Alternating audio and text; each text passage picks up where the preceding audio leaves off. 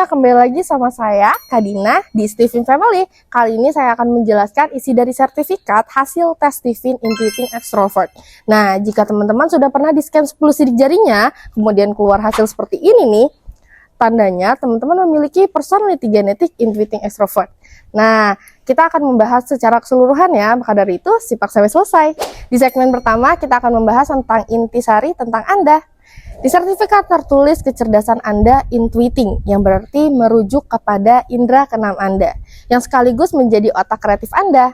Sesuai dengan namanya, intuiting berasal dari kata intuition yang artinya intuisi. Dalam KBBI artinya kemampuan untuk mengetahui atau memahami sesuatu tanpa dipikirkan atau dipelajari.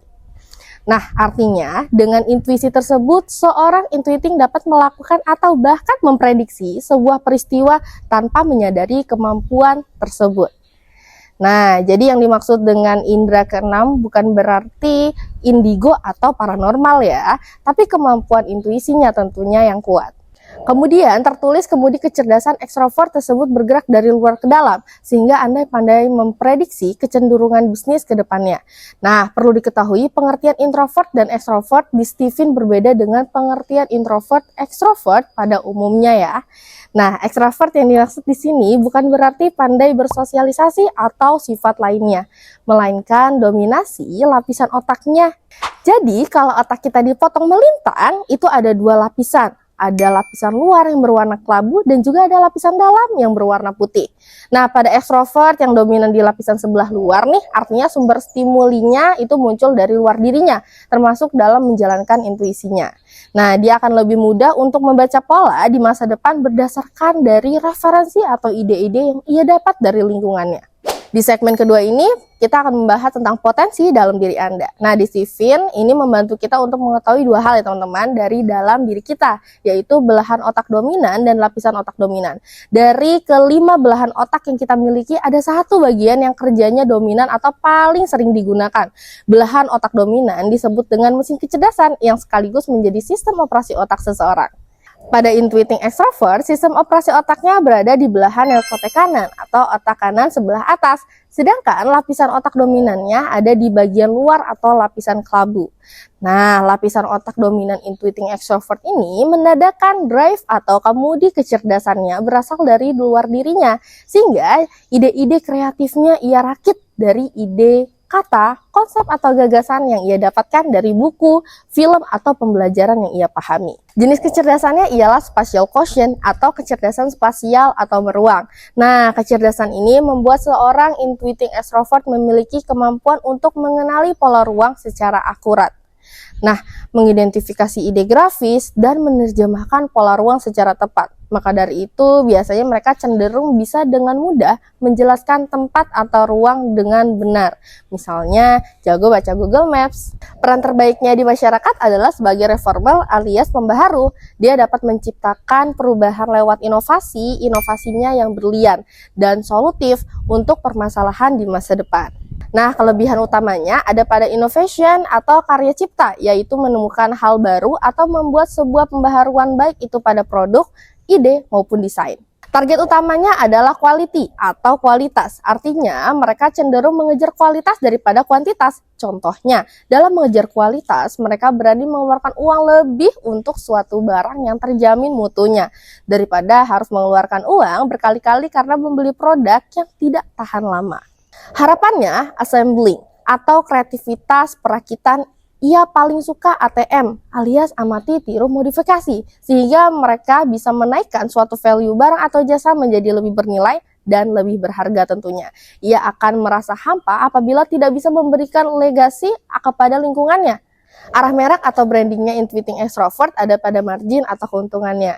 Nah, dari kreativitasnya, ia olah hingga memunculkan inovasi, kemudian dimatangkan dengan proses assembly. Dirakit kembali dengan kebutuhan dan sumber daya yang ada. Nah, sehingga ia layak disebut sebagai pencipta margin, terutama dalam keuntungan bisnis. Tabiat terhadap uangnya yaitu maju. Ia akan menggunakan uangnya untuk membuat dan menambah kapasitas dirinya, investasi leher ke atas, atau apapun itu yang akan membantunya lebih maju dari sebelumnya. Bentuk tubuhnya astenis yang tipis atau jangkung. Bentuk tubuh memanjang dengan perut panjang cenderung mudah lapar dan menyimpan banyak energi. Kekuatan jasmani di otot putih lembut. Otot putih lembut ini berperan penting dalam pergerakan yang dilakukan dalam waktu singkat dengan tenaga penuh, menciptakan ledakan energi. Mengikuti juga fungsi tubuhnya yaitu sprinter atau jarak menengah. Ada juga personality tetap yang dapat diriset secara psikometrik. Bisa kita ukur ada enggaknya ya. Ada inspiring atau suka menginspirasi, solver atau penemu solusi, benchmarker atau pematok standar, ekspresif dalam menunjukkan dirinya, respectful atau cenderung menghormati dan penhormat, assemblist atau perakit, detektif pandai mendeteksi, selektif atau cenderung pemilih, seperti mesin diesel yang lambat panas namun setelah jalan sulit berhenti, serta romantis. Di segmen yang ketiga ini kita akan membahas tentang kata kunci. Nah, ada 4 kata kunci yang menggambarkan intuiting extrovert. Mengarang, perut panjang, perubahan, dan rakitan. Mengarang berarti kemampuan untuk menciptakan sesuatu yang tidak ada menjadi ada. Seperti misalnya ketika diberikan kertas kosong, di tangan intuiting ini bisa menjadi lukisan abstrak, lirik lagu, atau bahkan cerita fiksi. Perut panjang secara harfiah perutnya orang intuiting ini memang panjang. Biasanya dapat terlihat dari proporsi badan, punggung, atau perutnya lebih panjang, sehingga mereka terlihat seperti orang yang jakung. Lebih jauh secara filosofis, perut panjang berarti pencernaannya yang panjang, sehingga nutrisi lebih banyak terserap pula. Nah, hal ini juga yang menjadikan cara kerja intuiting cenderung lebih mengutamakan proses, demi menjaga kualitas dan kinerjanya. Yang ketiga adalah perubahan. Tipe intuiting ini menyukai perubahan karena keadaan yang dinamis diperlukan oleh intuiting sebagai terobosan untuk menghilangkan kejenuhan. Nah, yang terakhir adalah rakitan. Kreativitasnya yang cenderung bisa merakit berbagai ide atau gagasan yang ada menjadi sebuah inovasi baru yang berbeda dan lebih bernilai. Di segmen yang keempat ini kita akan membahas tentang cara belajar dan meningkatkan motivasi buat intuiting extrovert. Nah, cara belajarnya ialah dengan merumuskan tema yang dipelajari. Kemudian, fasilitasi dirinya dengan alat peraga, bongkar pasang, dan sesekali sering-sering melatih soal. Lalu berikanlah ia ruang gerak untuk mengekspresikan imajinasinya dan berikan ia fasilitas untuk menekuni minat dan hobinya. Di segmen yang kelima ini kita akan membahas tentang clue diri, chemistry, dan rekomendasi sekolah serta karir. Di segmen ini kita akan membahas clue diri, chemistry, dan rekomendasi karir yang saling berkaitan. Nah, clue diri atau petunjuk diri untuk mengoptimalkan potensi dan menggapai keberhasilannya intuiting extrovert ini adalah dengan mencari bisnis untuk mengkapitalisasi asetnya. Artinya, ia harus mencari bisnis agar bisa melipat gandakan aset melalui intuisi dan naluri berbisnisnya. Chemistry hidup atau orientasi genetiknya adalah mendaratkan kata. Kata yang dimaksud adalah sesuatu yang sifatnya abstrak seperti konsep, gagasan, ide, atau lebih mudahnya bisa kita maknai sebagai ilmu. Pencapaian terbesarnya adalah ketika ide-idenya dapat ditransformasi menjadi sebuah bisnis untuk mengkonkretkan idenya sekaligus mendapatkan margin agar semakin cemerlang hidupnya. Bukan berarti orang intuiting nggak suka harta ya, tetapi mereka lebih suka menggunakan hartanya untuk mencari ilmu atau wawasan baru, pengalaman berharga, buku, atau hal-hal baru untuk eksperimen dalam mendaratkan kata atau ide-idenya.